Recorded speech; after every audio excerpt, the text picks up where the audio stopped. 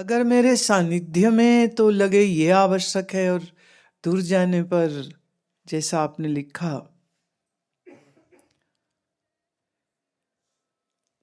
फिर संसार प्रमुख लगता है,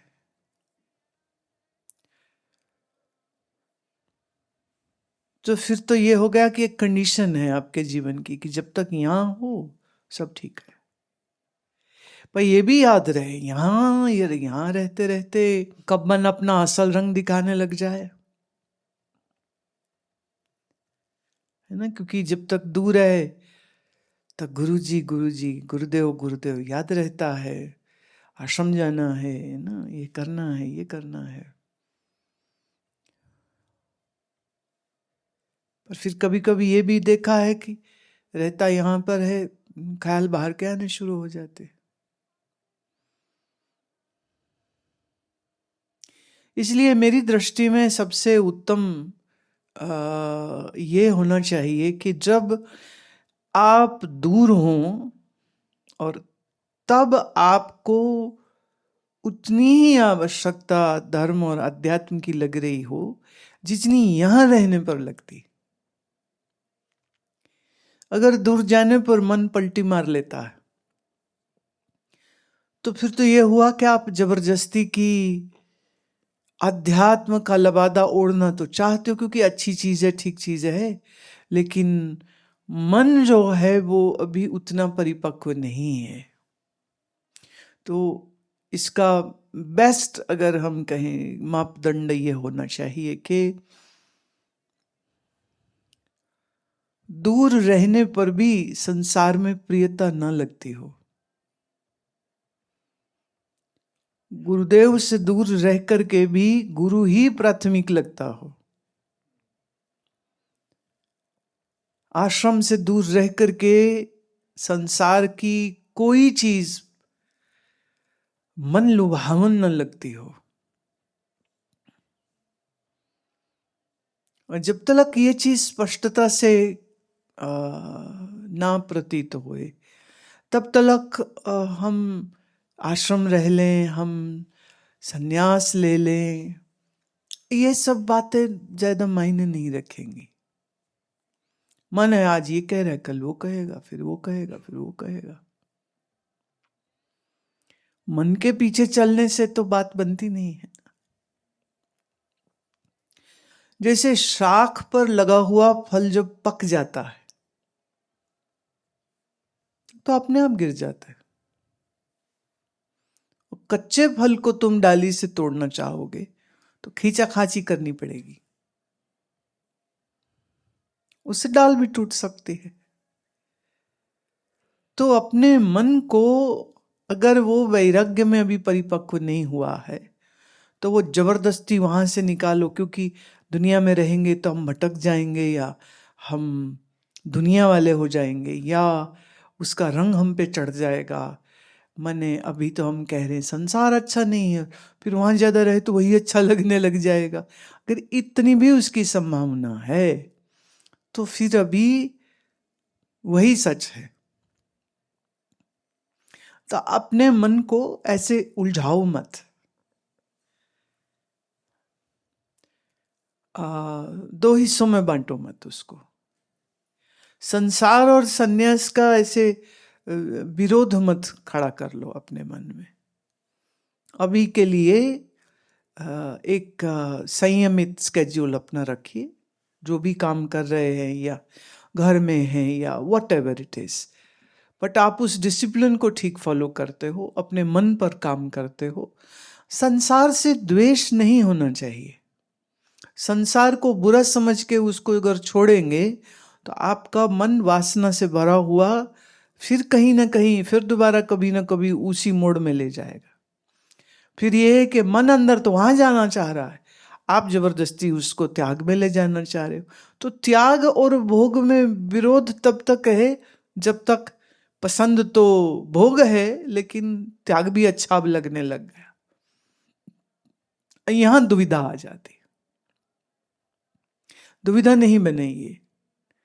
अभी जो जो मन की स्थिति है उसको देख के उसको समझें। ये बात सच है कि भोग भोगने से भोग की इच्छा कभी खत्म नहीं होती, पर यह भी बात सच है कि ये बात जल्दी समझ नहीं आती।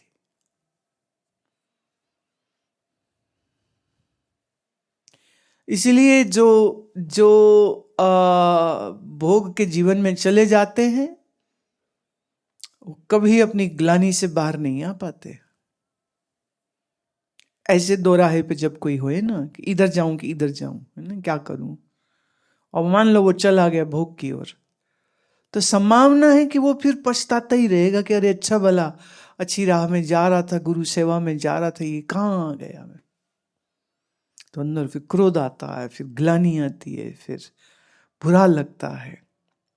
पर कई बार उल्टा भी है कि उसने भोग छोड़ दिया, उसने त्याग का जीवन ले लिया। जैसे अभी कुंभ आ रहा है तो कुंभ में हजारों लोग संन्यास लेने वाले, हजारों अखाड़ों, माने हजारों सन्यासी, माने कई अखाड़ों के मिला करके, तो मतलब ज्यादा नहीं तो 15-20 हजार तो बनेंगे, 15-20 कम से कम। तो ये प्रश्न हमेशा मेरे चित्त में भी आता था कि ये जिनको दे रहे हैं सन्यास, क्या इनको ठीक से समझ लग गई थी, क्या इनको ठीक से विचार हो गया था, क्या इनके जो सन्यास देने वाले हैं उन्होंने इनको परख लिया था। अब उसमें कईयों में तो बड़ा अच्छा सिस्टम है कि वो किसी आश्रम में किसी गुरु के नीचे रह के साधना कर रहे थे, और वो गुरु भी जब देखता है कि ये तैयार है तो फिर वो कहते, फिर वो मतलब निर्णय करते हैं कि इसको दिया जाना चाहिए। वो कई बार ना देने का भी निर्णय होता होगा, लेकिन फिर भी मन बड़ा अजब है ना, इतना आसान नहीं है मन को समझ पाना। पर खैर एक सिस्टम है उनका जिसको वो फॉलो करते। पर फिर बहुत से लोगों को मैं देखती हूँ जो लाल कपड़ा तो पहन लेते हैं लेकिन मन उनका वही दुनियादार होता है। किन ने लिया है कि आराम की जिंदगी जिएंगे, किन को लगता आश्रम में रहने को मिल जाएगा, काम नहीं करना पड़ेगा, पढ़ाई नहीं करनी पड़ेगी, जॉब नहीं करनी पड़ेगी, और सब लोग वाह वाह। क्या बोलते हैं, वो यूपी का है ये दोहरा, मूंड मुंडाए लाभ तीन है, सिर से मिट गई खाज, पकी पकाई रोटी मिले लोग कहे महाराज। क्या बढ़िया है। बहुत लोग हैं जो यही सोच करके इस जीवन में चले जाते, पर बहुत लोग हैं जो रोटी खाने के लिए साधु नहीं बन रहे। उनके साधु बनने में उनका बहुत बहुत वैराग्य और विवेक होता है, उनका ज्ञान होता है, उनकी समझ होती है, और हर आयु के होते हैं, माने हर आयु के। पर भोग के जीवन में जीने वाले पछताते हैं कि हम भोगी क्यों बने। फिर कई बार त्याग के जीवन में जाने वाले भी पछताते हैं कि अरे इससे अच्छा तो भोगी बन जाते, एक घर बन जाता, एक अपनी एक स्पेशल पत्नी होती, बच्चे होते, बुढ़ापा सुधर जाता, 4 पैसे कमाते, मौज करते, खाते पीते, घूमते फिरते। तो रिग्रेट तो दोनों तरफ आने की संभावना होती। लेकिन जिस दिन बीच बाजार में खड़े होकर के भी बाजार में तुम्हारी रुचि न रह जाए, जन उस दिन अब तुम तैयार हुए साधु जीवन जीने को, आश्रम जीवन जीने को।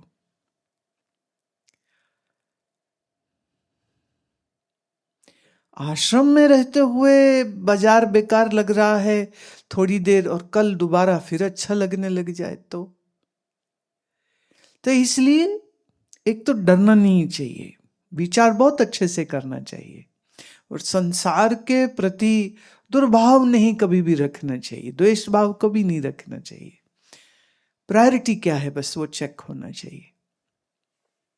क्या चीज है जो हृदय को आंदोलित करती है, कैसी दिनचर्या है जो जीना चाहते हैं, किसमें आपको व्यर्थता लग रही है, किसमें आपको सार्थकता लग रही है, तो वो ज्यों ज्यों अंदर विवेक से, विचार से बुद्धि को छांटता है, मांझता है, मन को देखता है, स्पष्टता एकदम हो जाती है। फिर ये आवश्यक नहीं है कि सब घर बार छोड़ के साधु बने, ये जरूरी नहीं है। पर कभी कभी कोई इतना अंतर्मुखी और वैरागी हो चुका है, अब उसके लिए संसार व्यर्थ है। अब वो बैठ करके संसार की किच किच को भोग नहीं सकता है। अब वो एकांत भोगी हो गया है, या गुरु सेवा में उसकी अ, भाव जम गई है। अब उसके अलावा कुछ नजर ही नहीं आ रहा है। तो ये जो क्लैरिटी है ना, ये खुद से आती है। जगह बदलने से मन नहीं बदलता है। मन बदल जाए तो बात कुछ और है फिर। इसलिए अभी यहां इतना 2 महीना रह के देख लिया, अभी थोड़ा समय घर रहो और बिल्कुल खुले दिल से आराम से रहो, आनंद से रहो, वो विचार करो, देखो सब, भोगो सब, पर विचार करो। अब मन का अच्छा खाने को मिले, मन का अच्छा, अब यहाँ तो जो बनेगा वो खा लोगे ना। वो घर में माँ को कहोगे ये चाहिए, ये नहीं चाहिए, ये चाहिए, ये नहीं चाहिए, चॉइस हो जाएगी। पर साधना करते रहो, स्वाध्याय चले, आसन चले, जो कुछ कर सकते हो वो सब करते रहो, पर अपने मन पर दृष्टि रखो। अब उस मन के ऊपर दृष्टि रखते हुए, घर में रहते हुए, साधना करते हुए, द्वेष भाव किसी से ना रखते हुए, जब आप कुछ समय ऐसे जीवन जियोगे ना, तो चीजें स्पष्ट हो जाएंगी। जब जी करे फिर आ जाना, उसमें क्या दिक्कत। हम मना तो कर ही नहीं रहे, ठीक है। पर ऐसी रोनी शक्ल मत बनाओ, उससे निकलना कुछ नहीं। सौम्या, देखो आप जो भी लिख रहे हो ना, इतना लंबा चौड़ा, बात सिर्फ इतनी सी है, अभी मन में आपके आसक्ति भरी हुई है, इसलिए अब माँ नहीं है तो माँ को रो रहे हो। अब आसक्ति इसीलिए है क्योंकि अंदर अस्मिता है, अस्मिता इसलिए है क्योंकि अभी अभी अविद्या है, इसलिए राग है। आए थे शिविर में तो हमने ये बात तो समझा दी ना, तो दोबारा वही बात क्या पूछो, क्या बताए हम।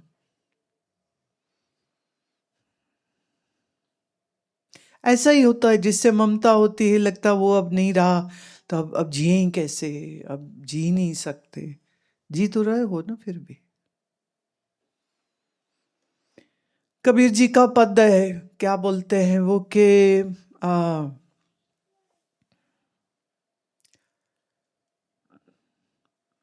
वो कुछ उसमें उन्होंने बकायदा आंकड़ा दिया है। वो कहते हैं कि भाई रोए 10 मासा, माँ रोएगी 1 साल, और पत्नी रोएगी 10 मासा, और भाई रोएगा 6 महीना, और फिर सब भूल जाएंगे। ये गलत फहमी है सबको कि हमारे बगैर वो रह नहीं सकेंगे, या हम नहीं रह पाएंगे उनके बगैर। तो अवधि है किसी की, वो थोड़ा 2 महीना जोड़ लो ज्यादा, किसी की 2 महीना कर लो कम। फिर जिंदा तो सब रहते हैं, पार्टी भी होगी, शादी भी होगी, बच्चे भी होंगे, सबके घरों में बधाइयां भी बजेंगी, सब कुछ होगा। मरने वाले की फोटो लटक जाती है बस।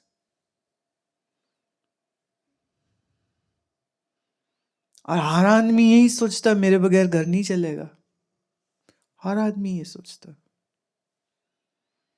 सबके घर चलते हैं, सबके बच्चे पलते हैं,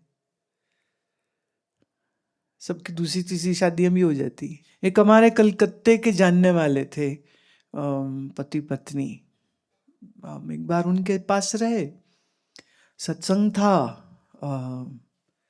साल बाद ही उनकी पत्नी की मृत्यु हो गई, बड़े दुखी। और उम्र होनी चाहिए कोई 55 के करीब उनकी। तीसरी बार मिले तो नई पत्नी थी। अब ये जो पत्नी थी, ये इनके रिश्तेदारों ने इनकी देखभाल के लिए रखी, काइंड ऑफ नर्स। नर्स नहीं मतलब काइंड ऑफ।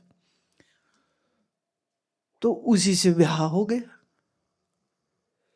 चौथी बार वो जो दूसरी नंबर की 2 नंबर की पत्नी वो मिली तो कहती अब तो वो मर गए।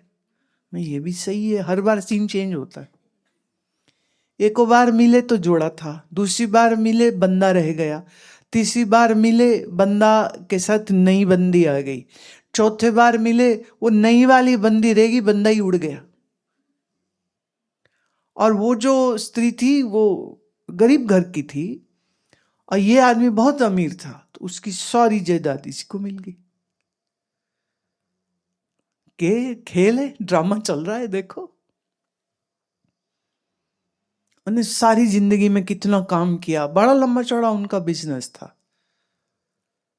पर उसके सारे एसेट भोगे किसने। और पहली पत्नी से कोई औलाद नहीं थी उसकी, और दूसरी पत्नी से लड़का भी हो गया था। तो अब वो स्त्री और उसका पुत्र अब वो मुझे मिले। मैंने कहा वाह क्या सीन है, हर बार नया मिलता था। पहली बार मिले थे तो वो पति पत्नी का बड़ा प्रेम मैंने देखा, बहुत प्रेम। फिर पत्नी चली गई तो वो थोड़े दुखी मिले, तीसरी बार नई पत्नी के साथ मिले, फिर सुखी मिले, चौथी बार खुद ही आउट हो गए, श्रीमती जी रह गई। क्या आ सकती, सब बकवास है। जब तक मनुष्य की एंटरटेनमेंट के लिए कोई नया प्राणी नहीं मिल जाता ना, तब तक मरी माँ याद आती है, मरे बाप याद आते हैं। जब जिंदगी में कोई रिश्ता बन जाएगा तब सब मरे भूल जाते हैं, फिर वो जो जिंदा है ना सारी अटेंशन वहां चली जाती। शादी हो गई, हाँ कोई नहीं, जब कर लेगी ना सब ठीक हो जाएगा।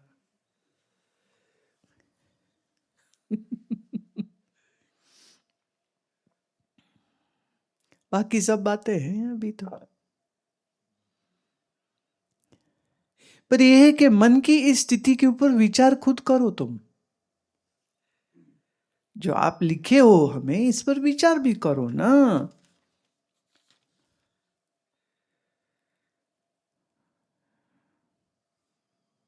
अब अहंकार है, सारे ब्रह्म वही बना रहा है और शरीर के साथ तादात्म्य भी स्थापित कराता है।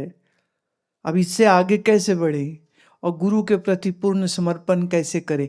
अब सवाल ये उठता है, जो मम्मी पापा से इतना प्यार करते हो उसकी ट्रेनिंग कहां से ली थी? क्या वो आई गई थी अपने आप से? तो फिर कुछ क्रेडिबिलिटी रखो ना, कि जिस दिन सच में गुरु से प्रेम होगा ना उस दिन समर्पण भी आ जाएगा। कहीं ना कहीं उसी में कमी है ना। अब प्रेम कोई कैप्सूल कोई गोली तो है नहीं ना कि मैं दूं और तुम्हें हमसे प्रेम हो जाए और बस प्रेम में पिघल जाओ और समर्पण भी हो जाए।